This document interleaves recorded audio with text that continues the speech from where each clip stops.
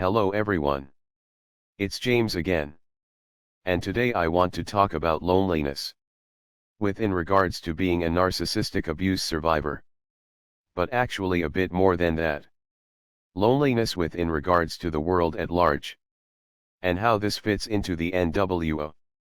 Or the plan of the New World Order. Yes. That's right.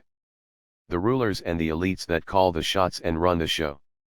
At least the show down here that God allows them to run for only a short time. So first things first. Let's talk about the true issues and problems with loneliness. Especially health related. And it has been concluded in different reports that loneliness can impair health by raising levels of stress hormones and inflammation, which in turn can increase the risk of heart disease, arthritis, type 2 diabetes, dementia, and even suicide attempts. So before we talk about the world at large, let's talk about narcissistic abuse survivors. Here's the thing. Your narcissistic parent or parents took you through a painful process stripping you down to nothingness. So you would only have them to deal with. They try to make it hard for you to have a dating life. Or to find a healthy life partner. And if you do find someone, it's usually another narcissist that causes you all kinds of pain. Pain that your narcissist parent or parents can sit on the sidelines and watch the happenings. And feed off of your misery and suffering. As a result of your childhood, you might not have been able to concentrate well in school enough to have reached your potential in life. Thus you are always working a job you hate. And you feel like you just can't catch up and be where you want to be. Most of your old so-called friends that hopefully you stopped talking to once you woke up to what narcissism was about. Well, you realized these so-called friends were narcissists just feeding on your pain too. So where does that leave you? No friends. No family. No career you enjoy. No nothing. Well, first and foremost, I will say, because I'm a believer, that finding shelter in the Most High has not only saved my life but has saved many others' lives as well. But even the Most High designed us to be a social people. He designed the woman to be a helpmate to the man. And for the man to care for and love the woman. And this is where I want to talk about the world at large. It is my belief that these elites do what they can to keep us from living our full lives. And so we will work for the system as long as they want us to. But they have a projected timeline of when they want us to expire. Of when they want us to die. You see, if these evildoers weren't in the mix, many of us past and present would live happily past 100 years. But it seems like the elites always create something that attempts to take this life of longevity and learning away from us. In years past it was back-breaking hard work. Many men were labor workers. They built the roads. They built buildings. And they dug coal. And as a result were lucky to see the age of 50. 50 in those times was considered old. Life was hard. And it was promoted as a noble thing. To work yourself to death. The elites brainwashed people so good that the person working themselves to their death were actually proud to do so. But then there were lots of modern inventions that made life easier. And though you still had these hard-working men that died young. And actually you still do. But there became choices to go into other fields that allowed you to live a bit longer. And not hurt your body so badly. But then came emotional stress. And emotional stress can create all kinds of problems. Such as the release of these stress hormones I just talked about. Which you can find happen as a result from growing up in a narcissistically abusive home. Or having a high-pressure and stressful job. There have been many of office workers that had a heart attack driving to work. Or sitting at their desk while at work. All because one man or woman was given too much to do with too little of a time frame in which to do it. Why? Because the elites love to push us to our limits. And that's something I will talk about more in detail. Heck, all of these subcategories I will be talking more about. Such as war. And all the millions that died young. and the gangs that roam our city streets that once were started as a need to help the people, with providing much needed protection, education, and a hot meal. But they were infiltrated, and were turned into what you see today, with child after child, and young adult after young adult, being killed and killing each other in record numbers, while the elites laugh. Well, how does this tie in with loneliness? Well, I think this is another mechanism that the elites, or the NWO, use to keep people from living long and happy. Because when you're happy, you're in motion, you're creating, you're doing, you're smiling, and you're laughing. And as a result, your chances at living a long life goes up and up. And the elites can't have that. They want you dead by a certain amount of time, so another carbon unit can take your place. Because not everyone will be a gang member.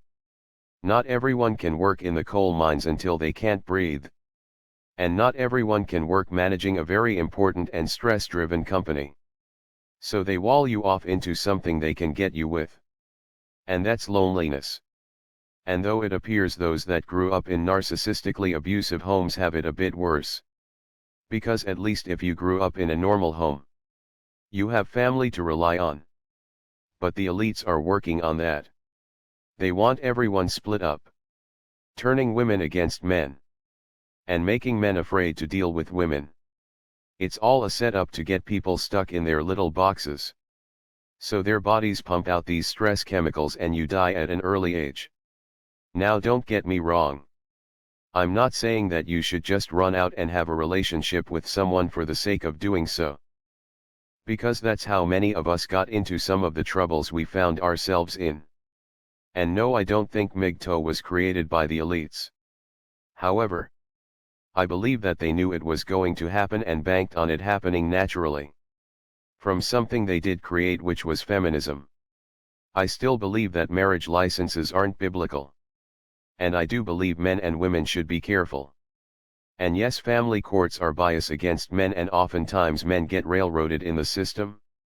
But again, it's all part of their plan to get you to drop dead as fast as you can.